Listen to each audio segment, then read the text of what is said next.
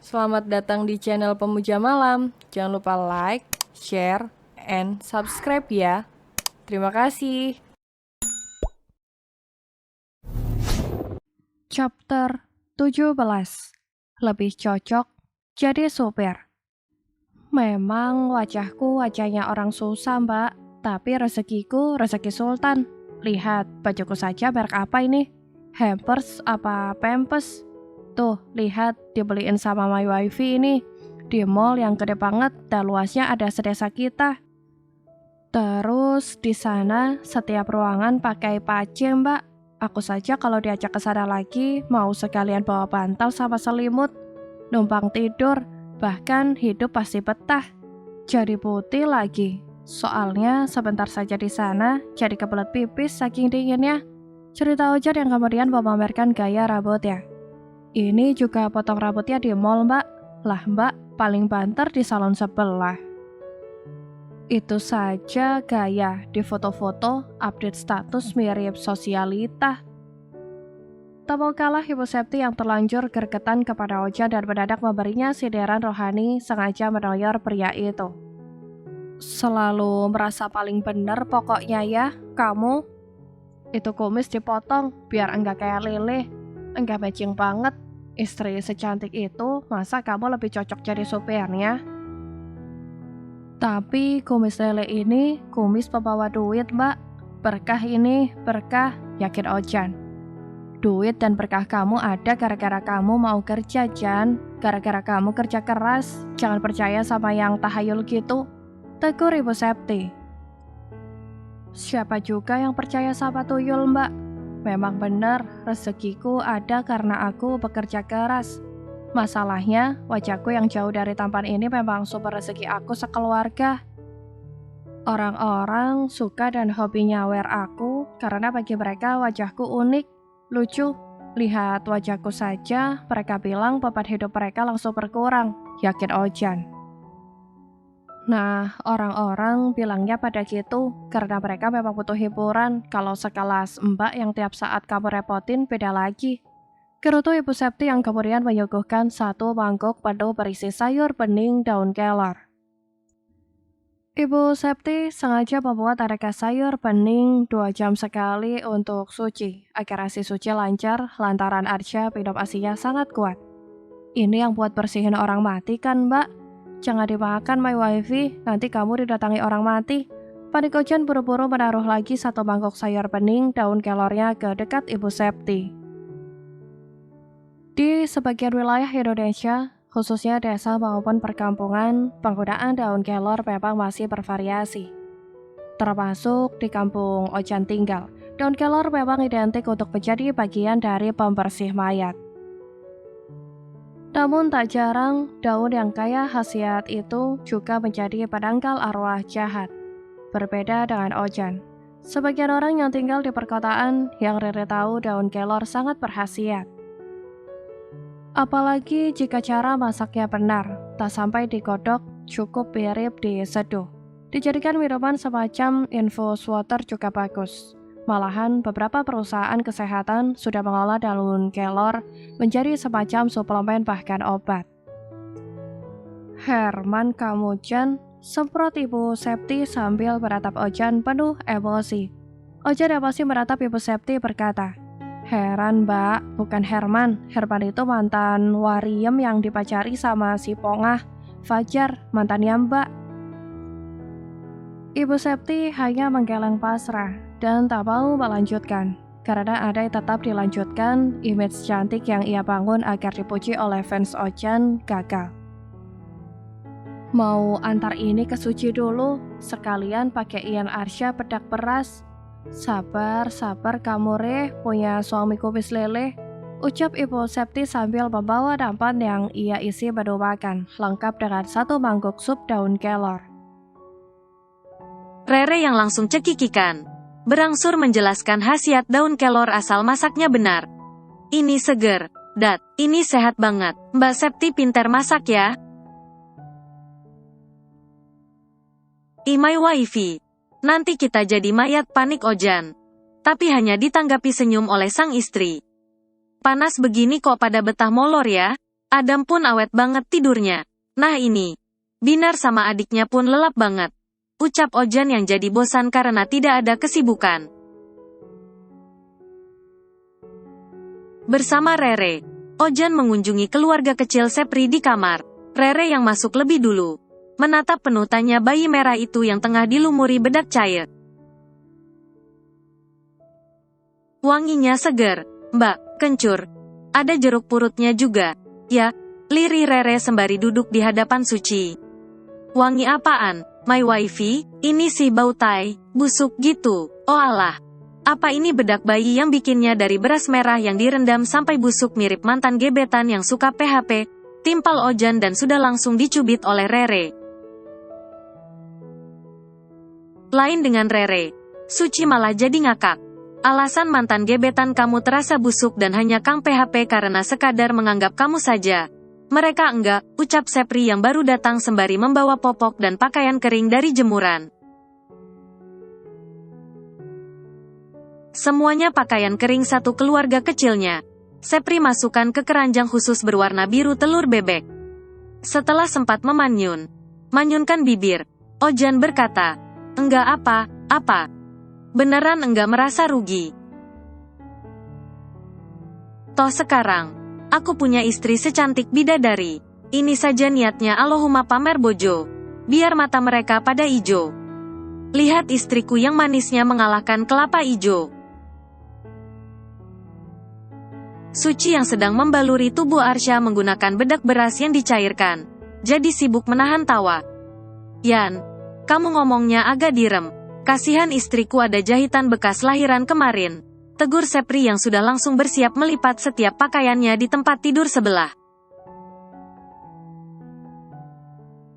Tempat tidur di mana Binar tidur dan keberadaannya bersebelahan dengan tempat tidur utama. Kalau udah kumpul pokoknya, ya, rame, lembut Rere sambil merangkul sekaligus elus punggung suaminya. Rere berangsur memasukkan telunjuk tangan kirinya ke mangkuk kecil sisa Suci meluluri Arsya. Ini masih tradisi, yah, Mbak, tradisi buat bayi. Sebagian warga di sini memang masih menjadikan ini sebagai tradisi. Ini semacam bedak dingin loh. Sengaja dibedakin pas panas. Panas gini. Biar bayi enggak kepanasan dan enggak jadi biang keringat atau bentol merah gitu. Jelas Suci. Menyimak itu, Ojan jadi menatap takjub sisa bedaknya. Selain sosok Arsya yang hanya memakai pampes dan kulitnya memang terlihat glowing karena mirip kulit Suci. Kalau gitu, itu sisanya dibedakin buat aku saja, my wifey. Biar kulitku mirip Arsya. Tapi kalau kulitku enggak bisa mirip kulit Arsya, biar Arsya yang mirip kulitku, serga Ojan sudah langsung memakai sisa bedak berasnya di kedua kakinya. Asli ya, Pri, anakmu putih. Kemarin pas bikin ini terang. Apa lampunya dimatiin, Pri? Aku simak, sepi saja. Pantes Arsya kalem.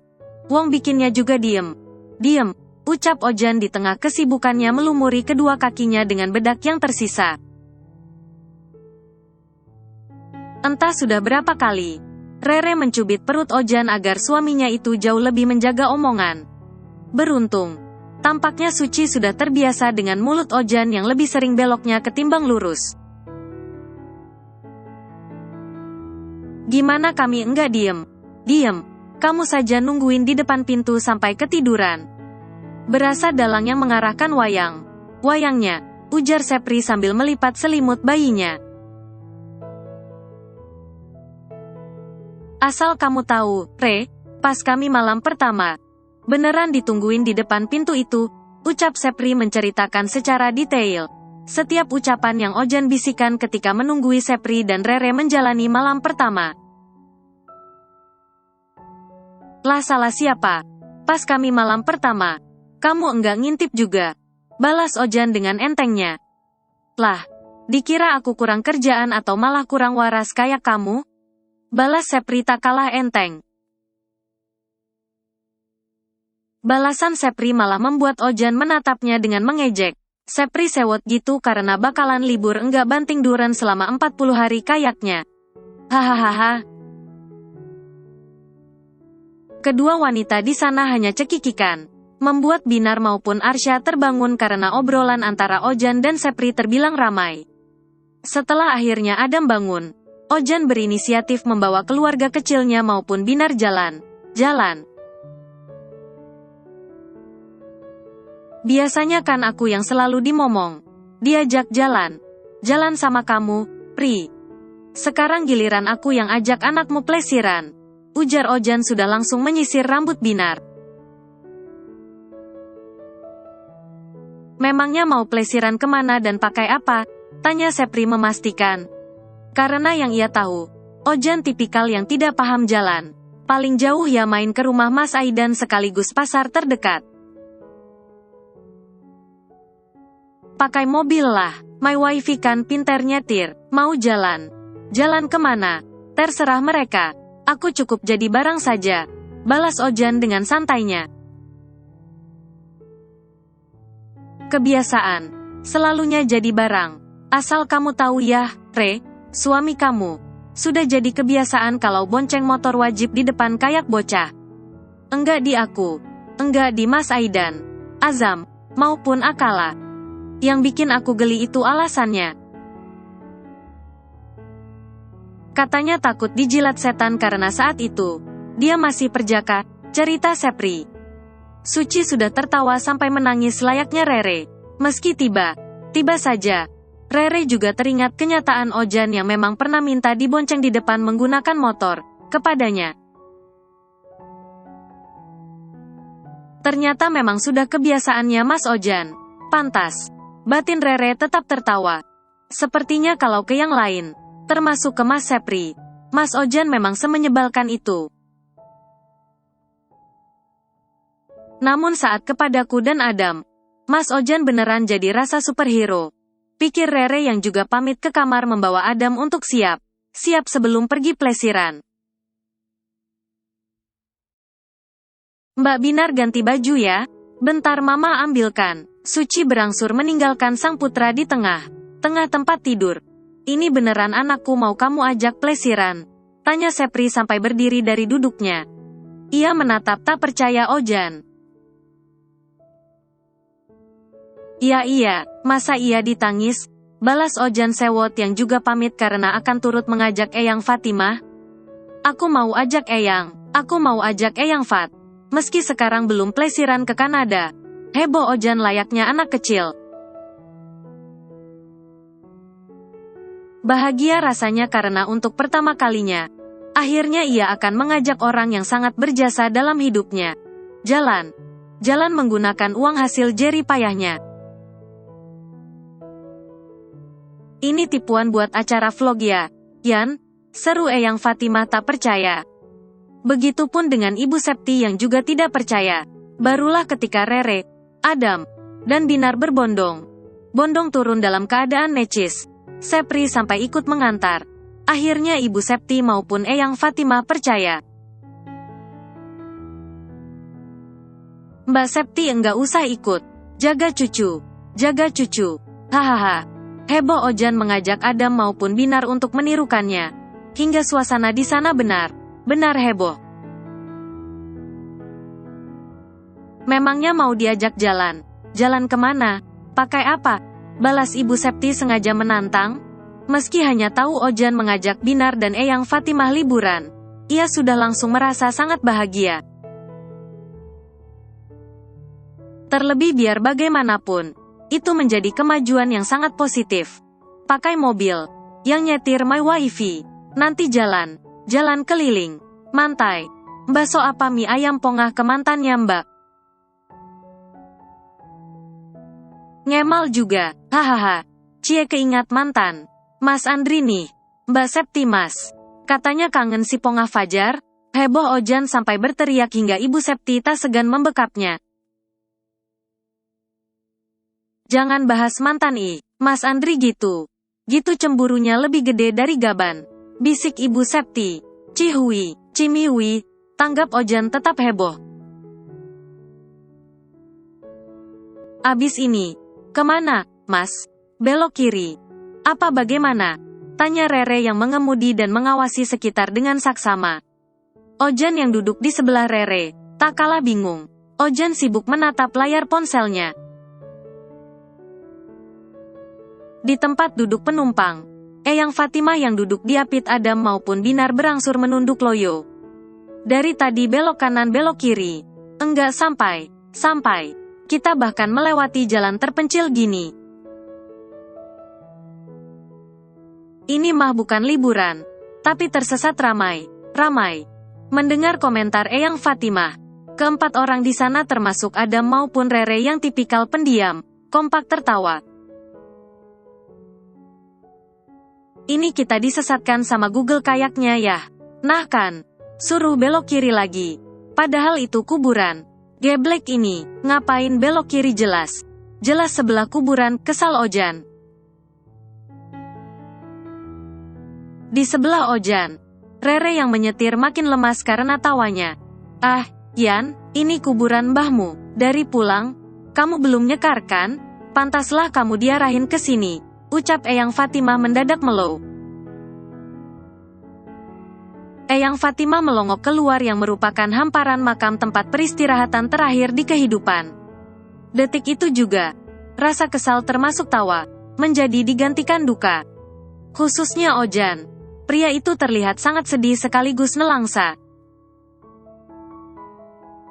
Meski pada akhirnya, mereka sepakat nyekar ke makam Mbah Hati Abdul Qodir, si mantan musafir cinta pemuja janda, yang akhirnya pensiun setelah menikahi Eyang Fatimah. Suasana menjadi diselimuti air mata sekaligus lara, ketika Ojan yang sibuk menangis, mengenalkan keluarga kecilnya kepada orang tua sekaligus kakek neneknya yang dimakamkan saling berdampingan. Khusus di sebelah makam Mbah Haji Abdul Qodir. Di sana memang masih ada calon makam yang sengaja khusus disediakan untuk Eyang Fatimah.